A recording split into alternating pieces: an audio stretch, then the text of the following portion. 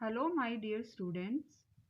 As we are studying about the respiration, so in respiration, we have already discussed the respiratory system in human beings, the mechanism of breathing.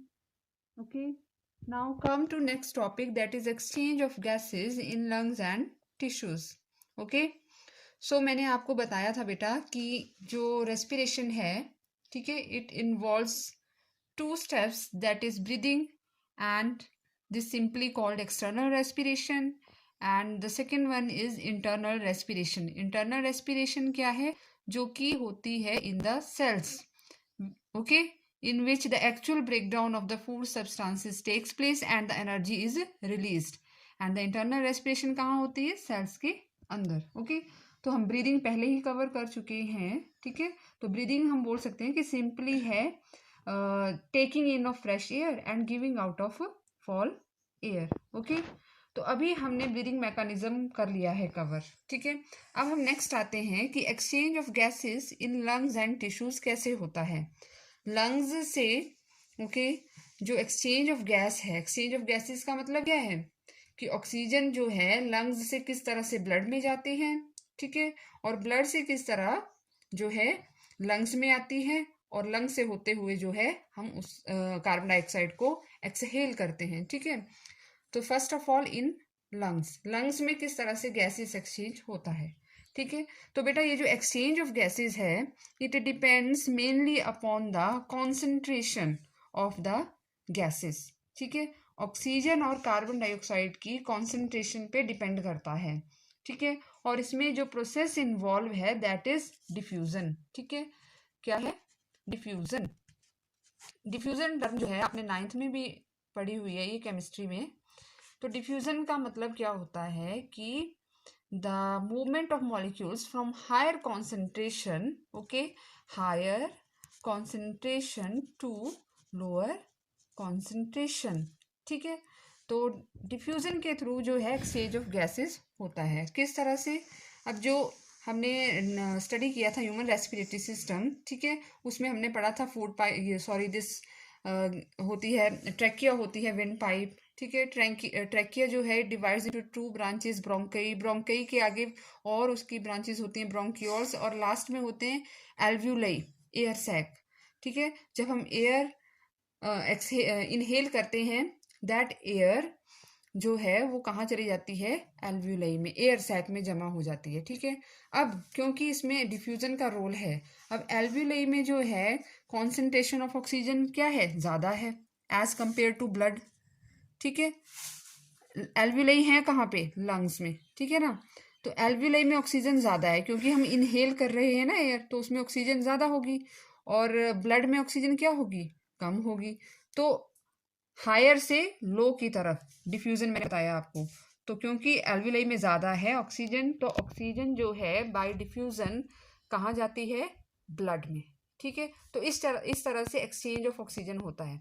अब जो blood है, blood जो है वो carbon dioxide लेके भी जा रहा है. ठीक है, क्योंकि उसमें कार्बन डाइऑक्साइड भी फ्लो कर रही है. ठीक है ना, क्योंकि जो जब रेस्पिरेशन होता है तो कार्बन डाइऑक्साइड गैस रिलीज होती है इन द सेल्स, तो वो कार्बन डाइऑक्साइड ब्लड के थ्रू जो है लंग से होती हुई बाहर निकलती है. ठीक है, तो ये भी कॉन्सेंट्रेशन ग्रेडियंट पे डिपेंड करता है, क्योंकि ब्लड में कार्बन डाइऑक्साइड ज़्यादा है, एल्व्यूलाई में कम है, तो कार्बन डाइऑक्साइड का डिफ्यूजन होता है फ्रॉम ब्लड टू एल्व्यूलाई.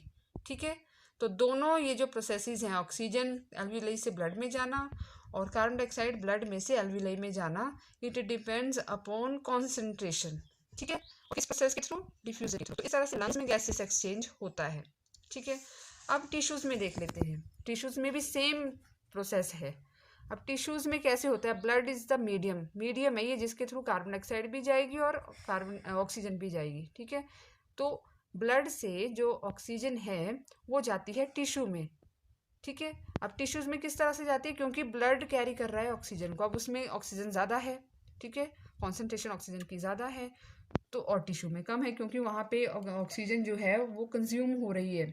ठीक है, फूड का ब्रेक डाउन करने में, और एनर्जी रिलीज हो रही है टिश्यूज में, तो वहाँ कार्बन डाइऑक्साइड निकल रही है, तो वहाँ कार्बन डाइऑक्साइड ज़्यादा है टिश्यू में, और ब्लड ऑक्सीजन लेके आया है, तो ब्लड में ऑक्सीजन की कॉन्सेंट्रेशन ज़्यादा है और टिश्यू में कार्बन डाइऑक्साइड की ज़्यादा है. तो same process, by the process of diffusion, blood से, क्योंकि यहाँ पे हायर कॉन्सेंट्रेशन है ऑक्सीजन की, तो ब्लड से ऑक्सीजन जो है वो जाती है टिश्यू में, और टिश्यू में कार्बन डाइऑक्साइड ज़्यादा है, तो टिश्यू से कार्बन डाइऑक्साइड जाती है ब्लड में। ठीक है। अब ब्लड जो है, ब्लड में एक रेड कलर का पिगमेंट होता है, दैट इज हीमोग्लोबिन। ठीक है। अब ब्लड में डिफरेंट टाइप के सेल होते हैं, you have studied in 9th standard. ठीक है। One of the cells are RBCs, red blood corpuscles या सेल्स। ठीक है। दूसरे डब्ल्यूबीसीज होते हैं, प्लेटलेट्स होते हैं। लेकिन हम यहाँ पे जो है सेल्स की, जो ब्लड सेल्स हैं उनको स्टडी नहीं करेंगे। मैं आपको इतना बता रही हूँ कि जो आरबीसीज होते हैं ब्लड में, they contain a red coloured pigment which is called haemoglobin, HB लिखते हैं हम। ठीक है। हीमोग्लोबिन जो होता है दो पार्ट का बना होता है, हीम एंड ग्लोबिन। हीम जो है आयरन कंटेनिंग पार्ट होता है, और globin is a protein containing part. ठीक है। तो हीमोग्लोबिन क्या करता है, अब ब्लड में आरबीसीज हैं, आरबीसीज में हीमोग्लोबिन है। हीमोग्लोबिन ऑक्सीजन को किस तरह से कैरी करता है, ऑक्सीजन को बाइंड करता है and form oxy haemoglobin. Oxy oxygen से वर्ड, और हीमोग्लोबिन हीमोग्लोबिन। तो as a oxy haemoglobin the oxygen is transported by the blood. ठीक है।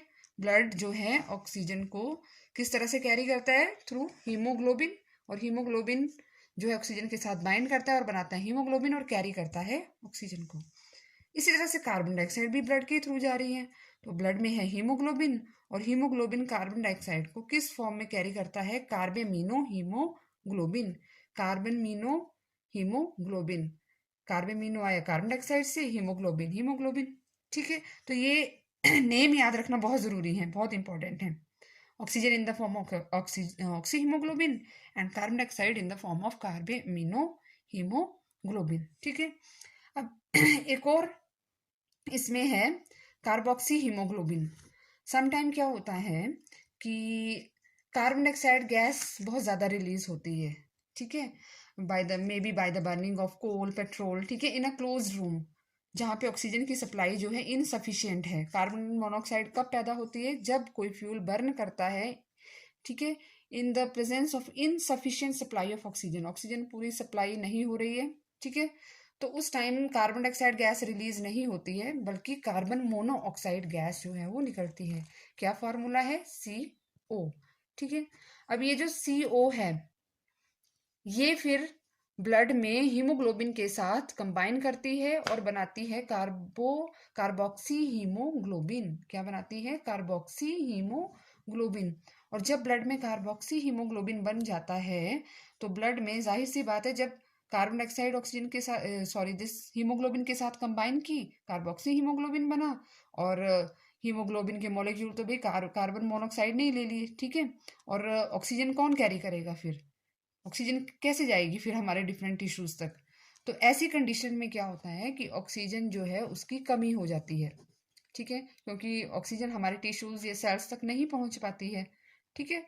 तो इस कंडीशन में फिर क्या होता है, जो ऑक्सीजन नहीं पहुंच पाएगी हमारे डिफरेंट सेल्स तक, ब्रेन तक नहीं पहुंच पाएगी। ठीक है। डिफरेंट बॉडी पार्ट्स तक नहीं पहुंच पाएगी। तो इस कंडीशन में जो पर्सन होता है वो अनकॉन्शियसनेस हो जाता है। ठीक है। बेहोश हो जाएगा, और उसी कंडीशन में उसकी जो है वो डेथ हो जाती है, क्योंकि ऑक्सीजन ही नहीं गई है। ठीक है। तो इसको हम कार्बन मोनोऑक्साइड पॉइजनिंग बोलते हैं। ठीक है। कार्बन मोनोऑक्साइड पॉइजनिंग किस कारण होती है, अभी बताया मैंने। जब कार्बन मोनोऑक्साइड गैस जो है वो हीमोग्लोबिन के साथ बाइंड करती है और कार्बोक्सी हीमोग्लोबिन बनता है, that is called this carbon monoxide poisoning. और कार्बन मोनोऑक्साइड कब निकलती है, जब इनसफिशिएंट सप्लाई ऑफ ऑक्सीजन में जो कोई फ्यूल है, कोल लाइक पेट्रोल और कोल बर्न करते हैं। ठीक है। उस कंडीशन में कार्बन मोनोऑक्साइड गैस निकलती है। ठीक है। तो बेटा ये था exchange of gases in lungs and tissues. ठीक है। अब इसी तरह से देखिए, यहाँ पे मैं आपको दिखा देती हूँ, this is the diagram of alveoli. ठीक है। तो मैंने बेटा आपको प्रीवियस वीडियो में भी बताया था कि ये जो एल्व्यूलाई होते हैं, ठीक है, ये मिलियंस होते हैं, अबाउट 600 to 700 मिलियन जो है एल्व्यूलाई हमारे लंग्स में पाए जाते हैं। 2 लंग्स होते हैं हमारे। ठीक है। और इन लंग्स के को सराउंड किया होता है डिफरेंट दिस ब्लड कैपिलरीज ने। ठीक है। तभी तो डिवीजन होता है ब्लड में इस तरह से। ठीक है। ब्लड कैपिलरीज यहाँ पे। ठीक है ना। तो ये डायग्राम भी साथ साथ में आप स्टडी कीजिए, डायग्राम से ज़्यादा क्लियर होता है बायोलॉजी में पढ़ना, ठीक है। ओके, थैंक यू बेटा।